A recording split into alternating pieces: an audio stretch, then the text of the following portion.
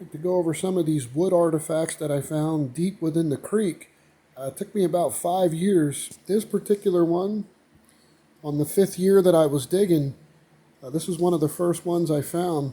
It looks like a dinosaur wooden artifact. You can still see the clay on it.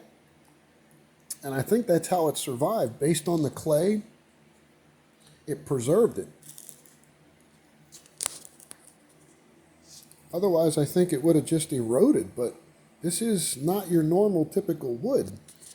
This particular one down here looks like his mouth is going to be right in there on the bottom, and it looks like his eye is right there, and then he's got like an oblong head. I'll try to go a little closer so you can really see the wood.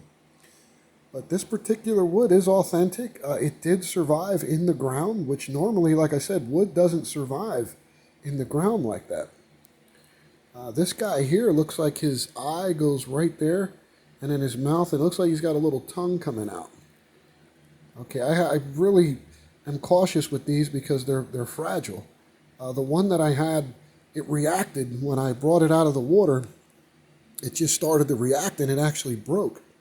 But this one looks like a bird of some kind. Go a little closer here so you can see it. You can still see the clay on a lot of these pieces. This one here, I posted this one in an earlier video. This one here, I think his eye is that open spot right there. But it looks like some kind of bird or a prehistoric dinosaur. This one here looks like a blow dart, like they put it on the end of a blow dart or something like that. That's what it looks like. Yeah. But all these are authentic.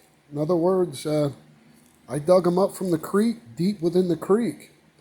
And I'm not sure exactly what kind of wood this is, but whatever kind of wood it is, it made it under the ground like that. This one looks like a bird. You can see his beak right there, and you can see the mouth in there and then his long neck.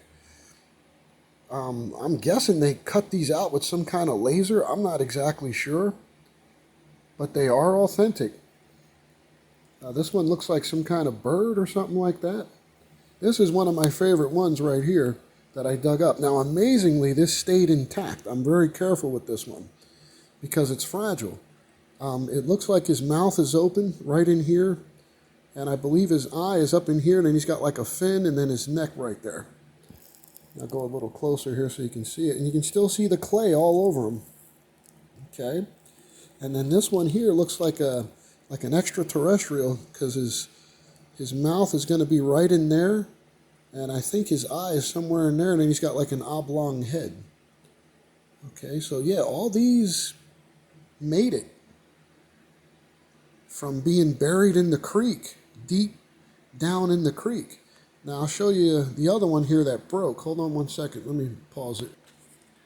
Here we go, I had to move a couple of them around.